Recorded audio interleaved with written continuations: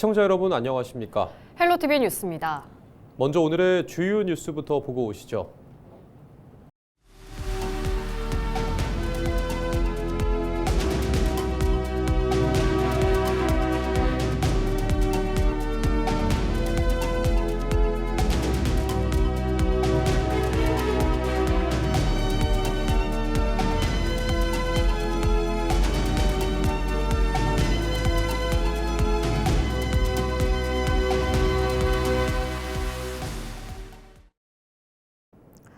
전북 지역에서 유통 중인 생식용 굴 80건 가운데 18건에서 노로바이러스가 검출됐습니다. 전북특별자치도 보건환경연구원은 지난해 11월부터 도내 식자재 마트와 대형마트, 전통시장 등에서 판매 중인 생굴을 수거해 유전자 검사를 실시했다고 밝혔습니다.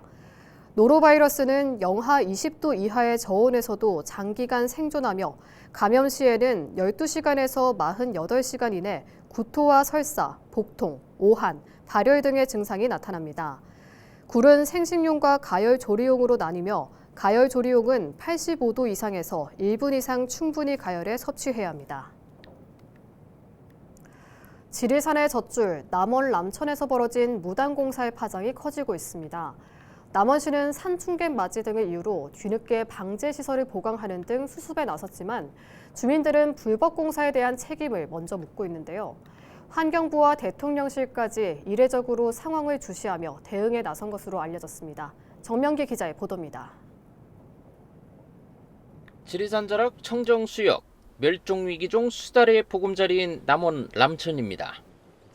그러나 하천 점용 허가도 없이 진행된 공사 과정에서 생태계의 보루인 강바닥은 이미 파헤쳐졌고 수일간 발생한 흙탕물로 주민과 환경단체가 강하게 반발했습니다. 남원시는 행정 절차에 착오가 있었다고 시인했습니다. 하천원부가 저희 안전장학과 수반이었는데 저희 건설가로 하천원부가 미관이 되면서 저희가 좀 약간의 미스가 있었어요. 그러니까 그런다 하더라도 저희가 철저하게 좀 행정 절차를 철저했었어야 되는데 그건 좀 사람이 하는 일이다 보니. 그러면서도 봄철 상충객 맞이와 농번기 전 공사 마무리의 필요성을 강조하며 원상복구 지시와 오탁 방지망 보강 등 보완 조치를 했다고 해명했습니다. 저희가 어차피 겨울철에 이제 이렇게 판을 걸어줬고 공사를 해야 되는데 날씨가 풀리면 봄철에 이제 이렇게 상승객들 나중에 힘든 사람들 많이 올 것이고 또 시간지각도 물러오는 사람들 올 것이고 그래서 그런 관광객들이나 이렇게 좀 오기 전에 빨리 좀 마무리를 했으면 좀 싶어요. 하지만 주민들은 공권력의 이중잣대를 비판하며 사법적 단죄가 우선이라고 맞섭니다.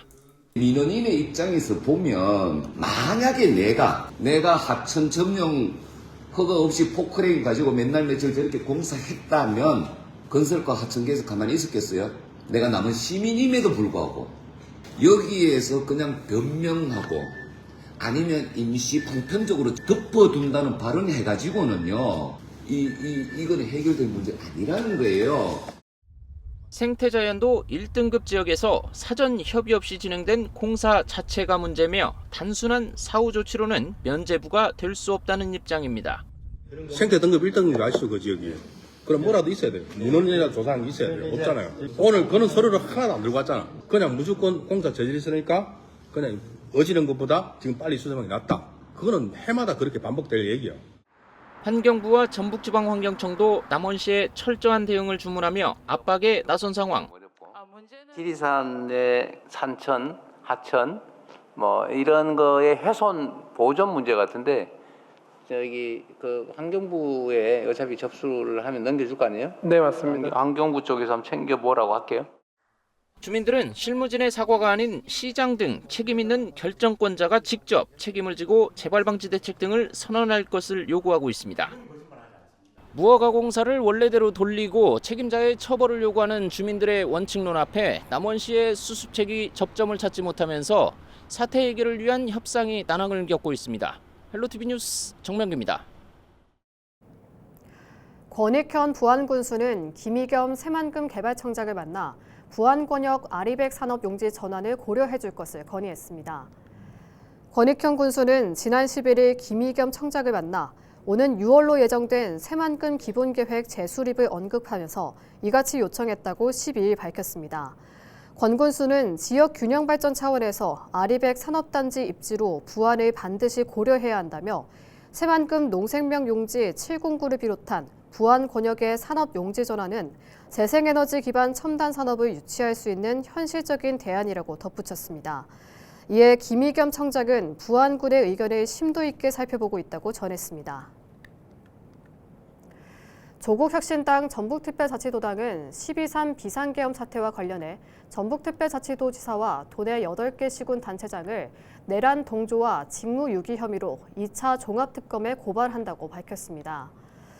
이들은 당시 정부 지침에 따라 청사 출입을 전면 통제, 폐쇄해 주민 안전을 지켜야 할 책임을 져버렸다고 주장했습니다. 반면 경기도와 광주광역시는 정부 지침을 거부하고 청사를 열어 헌법 수호에 나섰다고 강조했습니다. 도당은 청사 폐쇄 결정의 지시 주체와 외압 여부, 직무유기 등 위법 행위 해당 여부를 철저히 수사해야 한다고 촉구했습니다. 이에 대해 정읍시는 즉각 반박하며 평상시 수준의 방호 체계를 유지했을 뿐이라며 허위 주장 반복 시 법정 대응에 나서겠다고 밝혔습니다.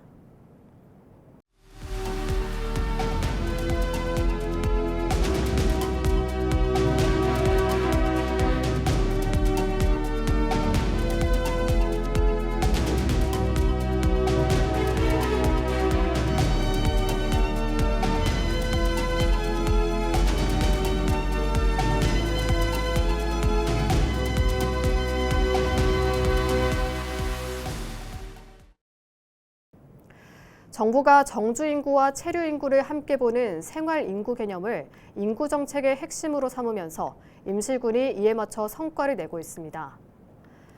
행정안전부 통계에 따르면 임실군 생활 인구는 재작년 상반기 109만 8천여 명에서 지난해 상반기 110만 2천여 명으로 4,400여 명 늘었습니다. 특히 체류 인구 배수는 도내 최상위권을 기록해 관광과 축제 중심의 인구 구조가 지역 경제에 실질적으로 기여하고 있는 것으로 나타났습니다. 임실군 관계자 인터뷰 들어보시죠. 인구 감소 시대에도 흔들림 없는 경쟁력을 갖춘 사계절 천만관광 임시를 안정적으로 정착시켜 나가겠습니다. 임실군은 임시렌치즈와 다양한 관광자산을 기반으로 정주 여건 개선 정책을 함께 추진하며 천만 관광 임실 시대를 목표로 생활인구 확대 전략을 이어가고 있습니다. 정읍 산림조합이 산림조합 중앙회가 실시한 금융업적 평가에서 금융부문 대상을 수상했습니다. 이번에 진행된 금융업적 평가는 전국 141개 산림조합을 대상으로 수익성과 성장성, 건전성 등 경영 성과가 종합적으로 평가됐습니다. 정읍 산림조합은 리스크 관리와 연체율 개선, 여수신 성장을 통해 모든 평가 항목에서 최고점을 받은 것으로 파악됐습니다. 또 현장 중심의 금융 서비스 강화와 건전성 위주의 경영 전략을 지속적으로 추진한 공로도 인정받았습니다.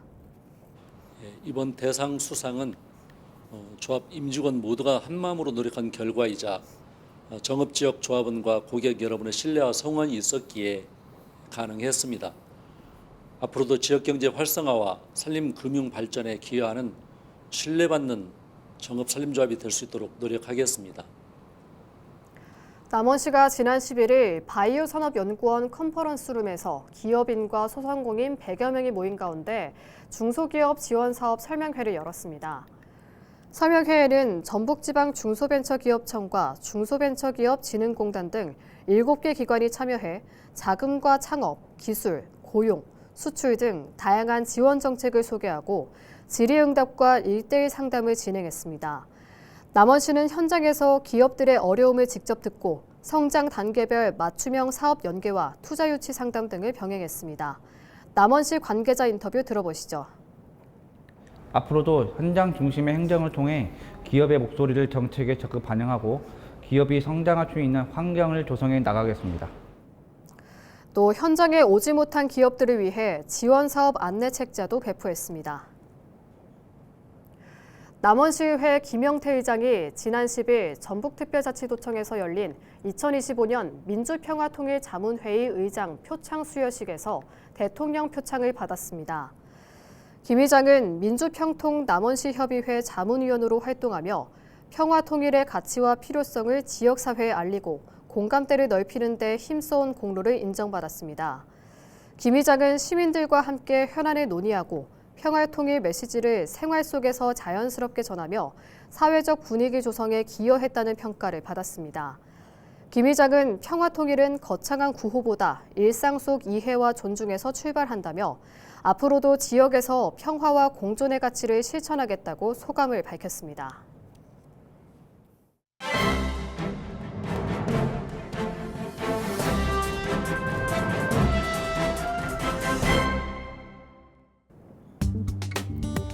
전북일보 기사입니다.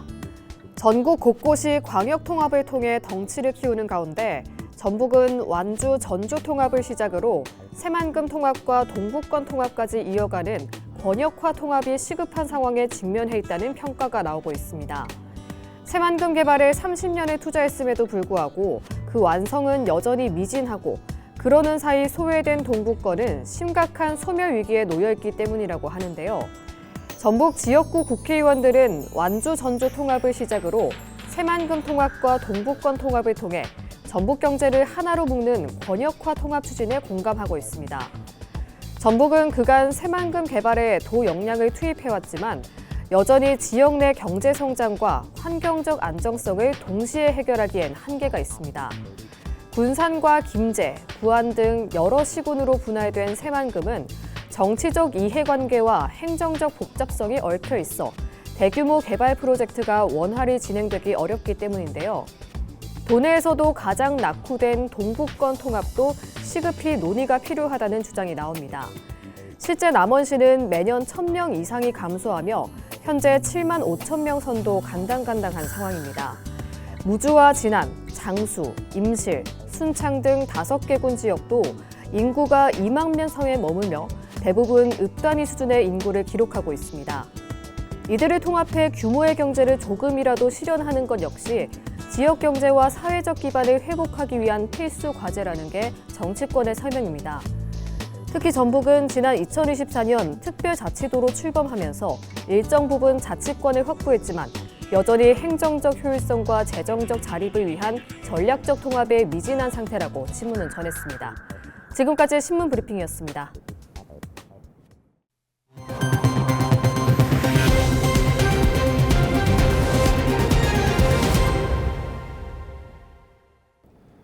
(6.3) 지방선거를 앞두고 남원시장 출마 선언이 이어지고 있습니다. 오철기 더불어민주당 남원 장수 임실 순창 지역위원회 부위원장도 출마를 공식 선언했는데요. 인구 감소와 모노레일 소송 패소 등을 언급하며 남원이 쇠락의 길을 계속 갈지 새로운 길을 열지 결정해야 할 때라며 자신이 적임자임을 강조했습니다. 정명기 기자의 보도입니다. 비장한 표정으로 단상에 선 오철기 부위원장. 1980년대 15만여 명이던 인구는 이제 7만 명대로 줄었고 8% 수준까지 떨어진 재정 자립도 등 여러 지표를 나열하며 지금이 방향을 바꿀 마지막 기회라고 강조했습니다. 또 500억 원대 배상 책임을 지게 된 모노레일 소송 패소와 인사 문제 등을 잘못된 행정의 대표 사례로 꼬집었습니다. 비교해볼까요? 정읍은요. 1공단, 2공단, 3공단 완공이 됐고요. 원자력 연구센터에 1조가 투자되고 있습니다. 가까운 김제는요. 1공단, 2공단, 지평선 산단까지. 임실은요. 작년에 950만 관광객을 유치했습니다. 오 부위원장은 위기 극복을 위한 핵심 공약으로 남원형 햇빛 소득을 내세웠습니다. 남원 지방개발공사를 설립해 재생에너지 수익을 시민에게 직접 돌려주겠다는 겁니다. 시민 1명당 연간 100만 원 이상의 기본소득을 지급해 전통시장과 골목경제를 살리겠다는 계획입니다. 지금 파주시가 대기업과 PPA 계약을 해서 대기업들은 지금 아까 알리베 국제협약 때문에 전력 수요를 계약을 해야 돼요. 많이 수요가 딸립니다. 관광 정책으로는 한파후 생태벨트 조성과 서도역, 혼불문화권을 중심으로 한 민속촌 건립 등을 통해 체류형 관광도시로서의 체질 개선을 제시했습니다. 오 부위원장은 2차례 무소속 출마와 완주 경험을 언급하며 정치적 계산보다 책임을 앞세운 진짜 지역인으로서 남원의 변화를 만들겠다고 강조했습니다. 관료나 중앙 인맥으로 믿고 왔지만 그분들은 남원의 정서를 전혀 파악하지 못하고 모노레일 사태, 배소 문제 연계돼서 대형 사고를 터뜨리고 있습니다. 이제는 26년 선거가 바로 잡아야 될 우리 남원의 중차대한 선거입니다. 남원시장 출마 예정자들이 현 시정의 혼란과 지역 위기를 우려하며 잇따라 출사표를 던지고 있는데요. 민심을 누가 얼마나 파고들 수 있을지 지역사회에 관심이 집중되고 있습니다. 헬로티비 뉴스 정명기입니다. 기후위기 남원 시민 모임 등 남원 지역 7개 시민사회단체가 최경식 남원시장을 직권남용과 폭력행위 등 처벌에 관한 법률 위반 등 혐의로 경찰에 고발했습니다.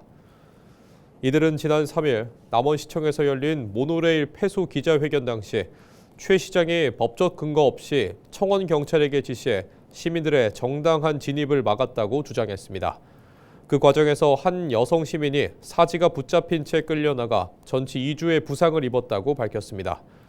또한 시민들을 지하 회의실로 이동시켜 기자회견을 보게 강요하고 이동을 제한한 행위는 불법 감금이라며 공권력 남용으로 기본권을 침해했다고 덧붙였습니다. 반면 남원시는 청사 방호 계획에 따라 안전사고 예방과 원활한 진행을 위해 출입을 제한했을 뿐이라며 지하 공간을 마련해 안내하는 등 시민 불편을 줄이려 했다고 해명했습니다. 부안 군민들이 아리백 국가산업단지를 부안군에 설치하기를 촉구했습니다.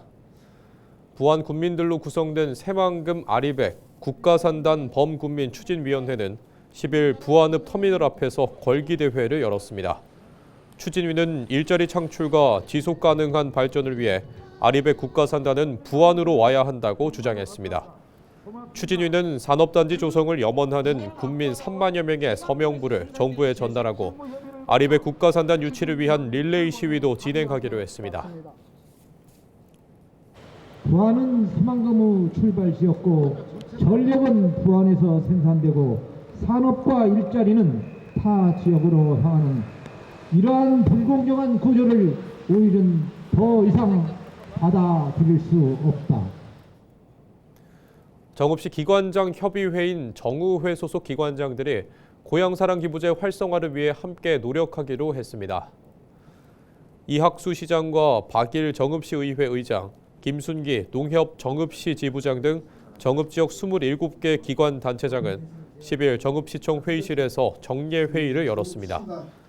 이날 회의에서는 지난 2023년부터 2025년까지의 고향사랑 기부금 모금 현황과 함께 정의회 차원에서 추진해온 고향사랑 기부제 홍보 캠페인 성과가 공유됐습니다. 참석자들은 고향사랑 기부제 활성화를 위해 시민과 출향인을 대상으로 한 참여 확산에 나서기로 했습니다. 남원시의회 이숙자 의원이 지역 장애인 복지와 생활환경 개선에 힘쓴 공로로 사단법인 꿈들의 장애인협회로부터 감사패를 받았습니다. 이 의원은 장애인에 대한 인식을 바꾸고 복지 서비스를 높이기 위해 활동하며 취약계층을 돕는 데 앞장서 왔다는 평가를 받았습니다. 특히 꿈들의 작업장 근처 골목에 벽화를 그리고 휴식용 의자를 설치하는 등 장애인과 주민이 함께 쉴 수 있는 공간 마련에 노력한 점을 인정받았습니다. 이 의원은 앞으로도 현장의 목소리를 먼저 듣고 생활 속 불편을 해결하는 의정 활동에 최선을 다하겠다고 밝혔습니다. 전북특별자치도지사 출마 예정자인 더불어민주당 이원택 의원은 호남선 고속열차 KTX를 지금보다 최소 40% 이상 늘리겠다고 공약했습니다. 이원택 의원은 10일 전북특별자치도 의회에서 기자회견을 열고 경부선은 평일 기준 하루 115번, 주말 136번 고속열차가 운행되지만 호남선은 평일 69번, 주말 71번에 불과하다고 밝혔습니다. 이 의원은 이어 경부선에는 900석 넘는 대형 고속열차가 편성되지만 호남 측에는 400석 안팎의 소형 열차가 편성된다며 표를 끊을 기회부터 적은 것이라고 덧붙였습니다. 이상으로 뉴스를 마칩니다. 시청해주신 여러분 고맙습니다.